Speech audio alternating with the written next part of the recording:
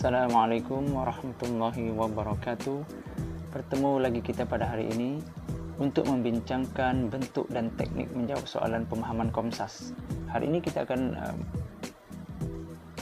merujuk kepada soalan 2 di puisi yang membentukkan 9 markah. Bentuk dan soalan. Kita merujuk pada hari ini gurindam beberapa petuah hidup. Soalan 1 memperuntukkan 2 markah. Biasanya soalan 1 ini akan bertanya tentang maksud baris atau rangkap, dan soalannya biasanya bertumpu. Contoh soalan dan jawaban.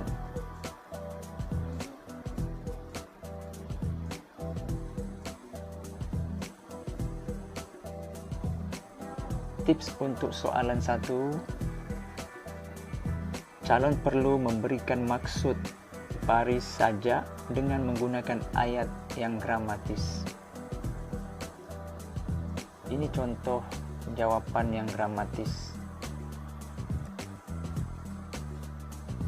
Maksud membuat istana puri berkotak ialah membina istana yang dikelilingi oleh parit sebagai benteng pertahanan.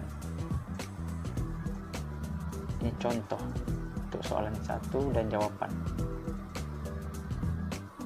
Bagi soalan 2 yang memperuntukkan 3 markah,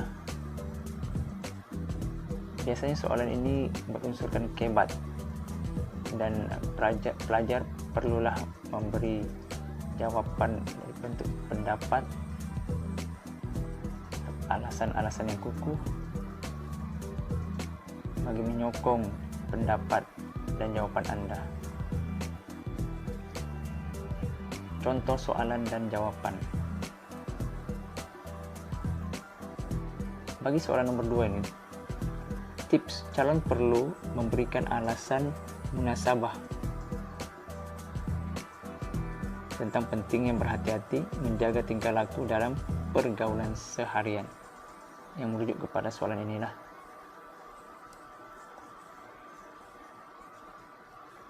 Bait gurindam di atas menyatakan agar kita perlu berhati-hati dalam pergaulan. Pada pendapat Anda, mengapakah kita disarankan agar menjaga batas pergaulan dalam persahabatan? Oke, jawabannya seperti di bawah. Pada pendapat saya, kita perlu menjaga batas pergaulan dalam persahabatan untuk menghindari diri kita daripada terjebak dalam kancah maksiat. Itu salah satu jawaban, dan pelajar perlu memberikan 1 markah untuk 1 jawaban.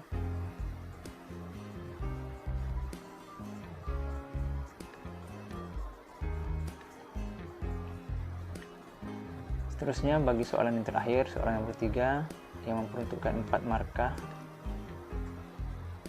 Elemen Komsas yang berkaitan dengan tema, persoalan, gaya bahasa, nilai dan pengajaran biasanya akan tercakup dalam soalan ini.